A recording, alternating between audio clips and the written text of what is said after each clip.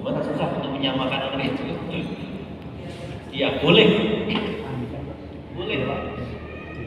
Makanlah biawak. Nabi mengatakan boleh, diam saja, Nabi diam saja. Artinya perbuatan Nabi ini otomatis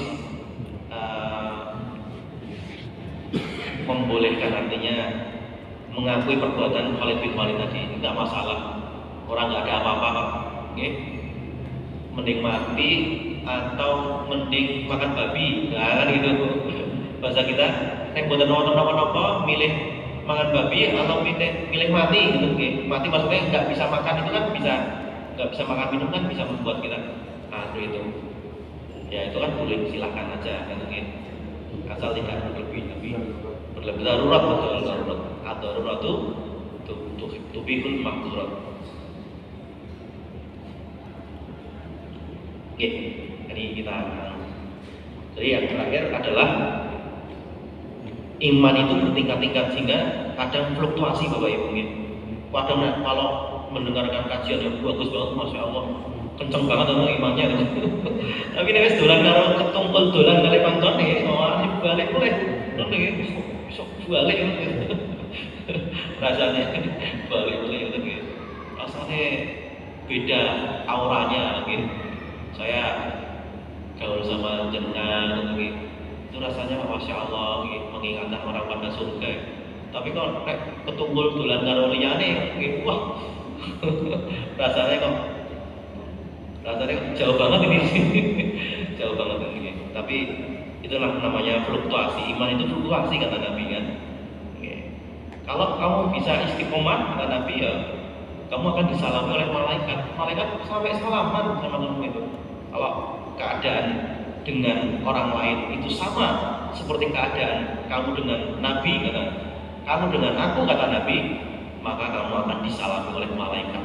Malaikat turun nyalami maksudnya apa? Ampuh banget ngoten nggih. Bisa nandingi malaikat ngoten nggih. Bisa nandingi malaikat, disalami oleh malaikat Bapak Ibu. Makanya manusia tidak ada yang seperti itu. Manusia itu kadang pengennya ngeten ngoten nggih, kadang ngeten yang jelas ya istiqomah itu sangatlah berat. Istiqomah itu perlu diupayakan, oke. Dan kita tidak usah memforsir keadaan-keadaan yang itu memang tidak perlu diforsir. Oke, mungkin tanya jawab. Oke, monggo kalau ada pertanyaan yang mungkin bisa kita silakan. Oke, monggo Pak. Ada dua gitu. Pak. Terima kasih. Assalamualaikum warahmatullahi wabarakatuh. Waalaikumsalam. Yang berkaitan dengan salat jamak ataupun qashar, apakah ada dalilnya atau hadisnya berapa sih batasan maksimalnya? Misalnya kita bepergian keluar kota sampai 1 minggu bahkan lebih dari itu yang pertama. Kemudian yang kedua yang berkaitan dengan pengganti puasa atau membayar fidyah. Apabila seseorang yang sudah lansia sehingga dia sudah tidak bisa melaksanakan puasa ataupun dia sakit yang parah sehingga tidak melaksanakan puasa, apakah dia cukup membayar fidyah atau bagaimana hukumnya? Terima kasih. Wassalamualaikum warahmatullahi wabarakatuh. Waalaikumsalam. Oke, Pak Dosun Pak, very good question, pertanyaan sangat bagus. Adakah jarak kita boleh menjamak sholat dan mengqashar Bapak Ibu? Memang tidak dijelaskan, Rasulullah tidak menjelaskan, tapi para ulama berusaha untuk menjelaskan. Jadi kalau Imam Abu Hanifah mengatakan sholat jamak itu baru boleh dilakukan ketika seorang itu menempuh paling tidak perjalanan 60 km. 60, betul nggih? Kalau sudah 60 km, jadi sudah jamak. Ya, Imam Malik, kemudian Imam Syafi'i tidak mensyaratkan jarak. Misalnya ini orang berapa puluh meter, yang penting pakai pesawatnya selesai kan pakai mamanya. Nah ini Bapak Ibu yang Allah, ya. Jadi ulama yang lain mengatakan yang penting di situ ada masyaqqah. Ada masyaqqah itu ada kepenatan, saya kalau nggak sholat jamaah nanti sulit, nanti untuk di sananya sholatnya sulit. Tidak semua orang bisa sholat, tidak semua tempat ada masjid, tidak semua tempat itu juga mudah airnya. Saya pernah juga waktu kecil dibawa ke suatu daerah di Purworejo, itu mampir di situ, ya ketika itu air nggak nyala Pak, waduh. Terus kita serombongan bis itu mengatakan bahwa mau jamaah baik, Nah, itulah makanya Pak, yang penting kalau ada masyakoh, ada kepenatan, kita boleh sholat jamaah. Contohnya, umpamanya sini Magelang, sini Solo, sini luar ini, kalau menurut saya sudah boleh untuk jamaah. Asal ada kepenatan. Tapi kadang-kadang ada orang yang mengatakan, kamu jangan gampang ke agama, apa jamaah. Enggak, bukan gampang ke agama, cuman karena memang ya ada kemudahan, Pak. Yang penting kayak kita takut bahwa nanti di sana, di sana ini, nanti terlalu dekat, kalau bisa ya jangan yang terlalu dekat itu.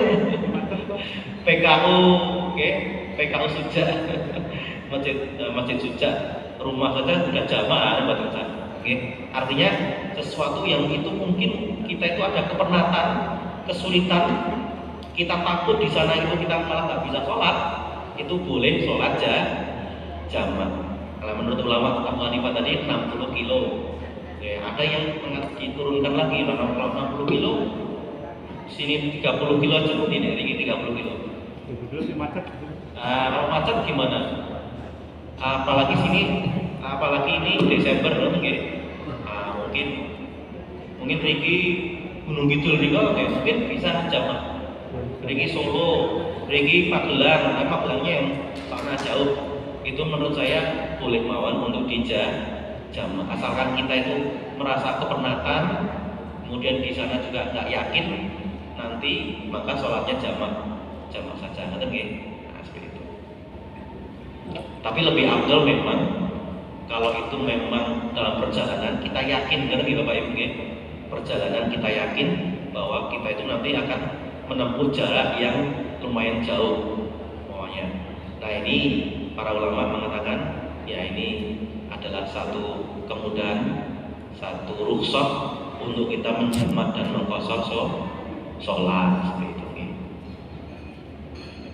Kalau Nabi pernah menjamak sholat, di dalam riwayat Ibnu Abbas juga, karena memang ada yang mengatakan tidak ada alasan juga menjamak sholat pernah.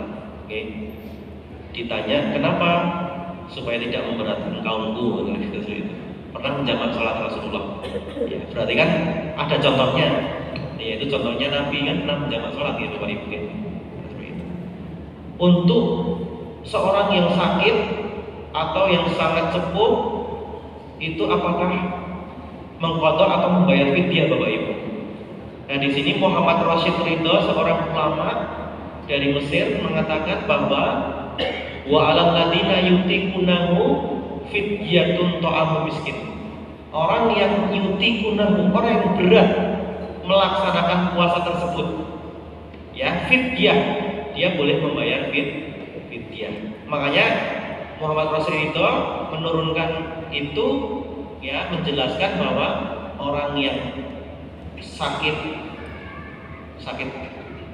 serius, kemudian orang yang sampun sepuh, pekerja berat, termasuk orang yang wa 'alal ladzina yutiquna, orang yang berat menjalankan puasa tadi, makanya boleh membayar fidyah seperti itu. Maka di sini kalau orang yang sakit kemudian dia berpuasa tanpa sakit, umpamanya, ya memang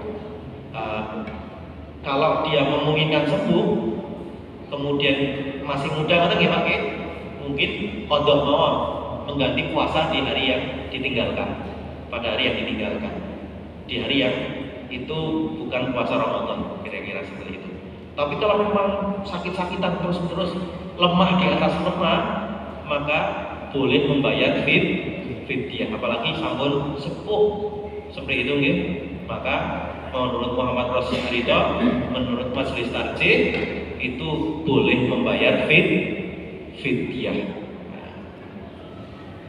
Fidyah nanti dibayarkan setelah dia meninggalkan puasa nggih.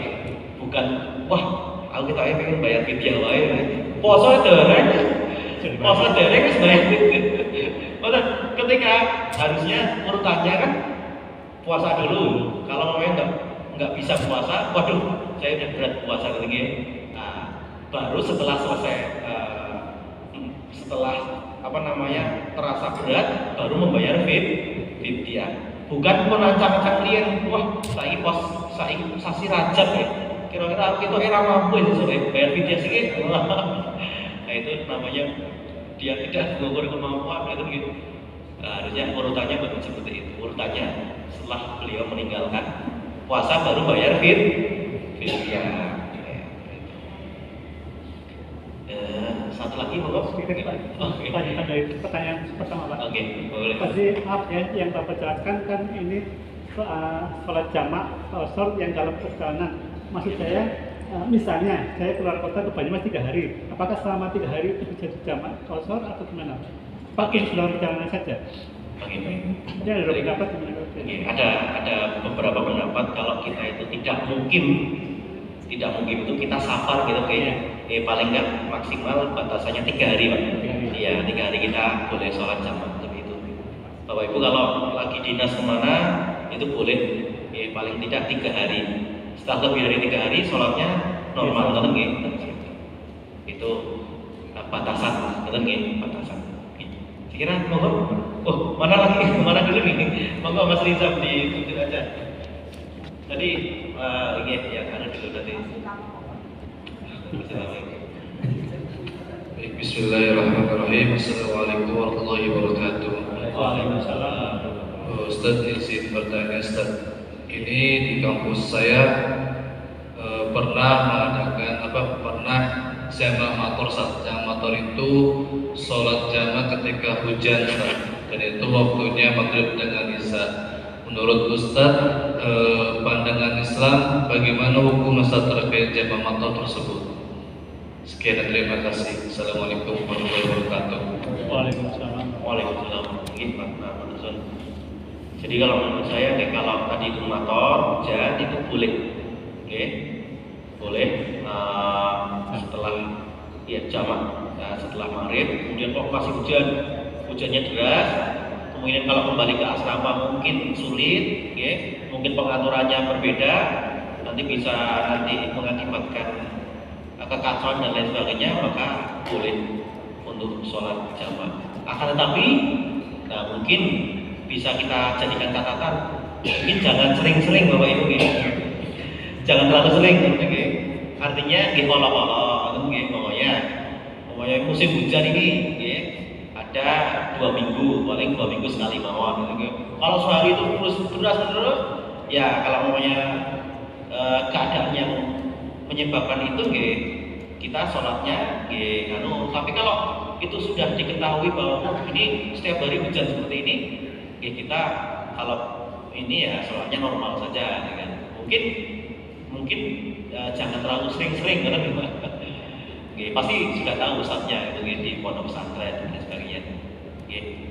Bahkan seorang dosen di salah satu perguruan tinggi, dosen agama Islam, itu ngajarnya dari pagi sampai malam, sampai maghrib Bapak Ibu. Itu ada yang sholatnya jamak Bapak Ibu. Ketika ditanya kok sholatnya jamak gimana Pak? Jenengan enggak safar Pak? Ya saya sholat seperti ini, saya tidak sering-sering Mas. Mungkin dalam 1 semester sekali 2 kali saya sholat jamak. Ketika itu kan runningnya cepat gitu Pak Ibu, dari pindah dari kelas ke kelas, ya mungkin beliau alasannya itu saya tidak sering-sering kalau saja ya tidak hujan tidak, cuman kan kelasnya itu banyak Pak ya, sehingga sholatnya jamak. Terima kasih. Ada satu lagi boleh?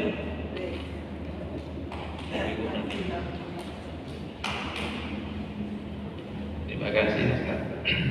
Ya, saya tanyakan terkait dengan fatwa. Jadi, fatwa ini yang kita ikuti, ini apakah harus itu satu lembaga resmi, ataukah satu pimpinan organisasi agama, harusnya kalau kita kan Islam, atau seorang kiai yang dipandang di situ pimpinan di pesantren itu, gitu. Nah, ini selama ini kan kita belum begitu familiar sekali dengan fatwa-fatwa yang ada di Indonesia ini, dan jarang kita dengar juga, gitu. Nah, ini yang semacam apa yang kita sebagai orang Islam ini mengikuti fatwanya ustadz yang ahli agama bisa diikuti atau bagaimana? Terima kasih. Pantesan Pak. Ada fatwa, ada pendapat. Ya. Jadi kalau memang lebih menenangkannya kita ikuti fatwa Pak. Fatwa itu adalah suatu permasalahan yang ditanyakan kepada ahli atau tim fatwa untuk dicarikan jalan keluarnya. Kalau di Indonesia barangkali mungkin terwakili oleh Majelis Ulama Indonesia. Oke. Kalau di Muhammadiyah itu ada Majelis Tarjih yang insya Allah ya jamaahnya fatwanya itu banyak melibatkan orang. Oke. Kemudian juga di NU ada Bahsul Masail itu juga mengeluarkan fatwa. Oke. Artinya kalau lebih amannya kita mengikuti fatwa yang itu lembaga resmi Pak itu. Yang kedua, kalau kita mau mengikuti pendapat ustaz atau kiai atau orang soleh itu boleh mawon, asalkan tidak bertentangan dengan yang lembaga resmi fatwanya. Betul nggih? Contohnya adalah seorang ustaz mengeluarkan fatwa bertentangan dengan fatwa MUI, bertentangan dengan fatwa Majelis Tarjih, bertentangan dengan fatwa dari negeri di Malaysia, di Brunei, atau bertentangan. Nah itu mending tidak perlu, betul nggih? Artinya ada namanya pendapat pribadi, itu sah-sah saja. Kalau pendapat pribadi itu sesuai dengan fatwa jama'i, itu boleh diikuti, betul nggih? Tapi kalau itu bertentangan, nah itu harus kita rujuk ke fatwa yang lembaga yang lebih besar namanya. Kalau di Malaysia itu ada namanya sebuah negeri itu berfatwa gitu, negeri Kedah, negeri Perlis, negeri Kelantan namanya. Fatwanya itu berbeda-beda, ada seperti itu. Tapi itulah fatwa yang diikuti. Kenapa? Karena memang orang yang berfatwa itu sudah diberi otoriti dalam menjalankan fatwa. Nek dosa pripun? Dosa niki, dosa yang mengeluarkan fatwa Pak. Bukan kita yang dosa. Makanya kita mengikuti fatwa, kita hanya mengikuti fatwa. Yang dosa siapa? Kalau mau fatwanya salah, yang dosa yang membuat fatwa. Nggih, mufti membuat fatwa atau naudzubillah MUI kalau salah fatwanya, ya artinya Nabi mengatakan ajra'ukum alal fatwa ajra'ukum alan nar. Yang paling berani membuat fatwa itu yang paling berani terhadap api neraka, kan gitu. Jadi sudah ada wanti-wanti dari Nabi. Jadi fatwa itu tidak akan asal-asalan gimana itu dikeluarkan, harus dibahas, harus dengan proses, harus diwartakan dan lain sebagainya. Kebetulan penelitian saya juga tentang fatwa, jadi nanti bisa berdialog kita gitu. Ada satu fatwa yang menarik di Bapak Ibu barangkali, saya mohon maaf. Jadi kalau di negeri Perlis itu ada fatwa kebolehan istri menuntut talak terhadap suaminya karena suaminya itu merokok. Jadi di pengadilan itu kata-kata istri itu yang paling digunakan untuk menentukan hasil sidang. Ini bisa dicerai suami, betul ya? Gara-gara apa? Seorang istri mengatakan ini suami saya itu merokok terus. saya terganggu, anak-anak terganggu kesehatannya. Nah itu sudah ada fatwanya Pak. Kalau di Indonesia belum. Oke. Nah itu menarik ya fatwanya itu. Jadi ibu-ibu boleh menuntut ya, atau nanti di persidangan itu mengatakan kepada hakim bahwa suami saya merokok terus, jadi saya ceraikan suami saya. Itu bahkan ada fatwanya itu. Barangkali cukup sekian. Tambah satu lagi, mau Pak? Oke.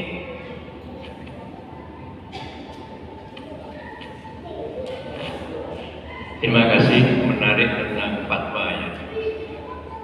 Fatwa itu sebenarnya karena diminta dan istilahnya tidak mengikat.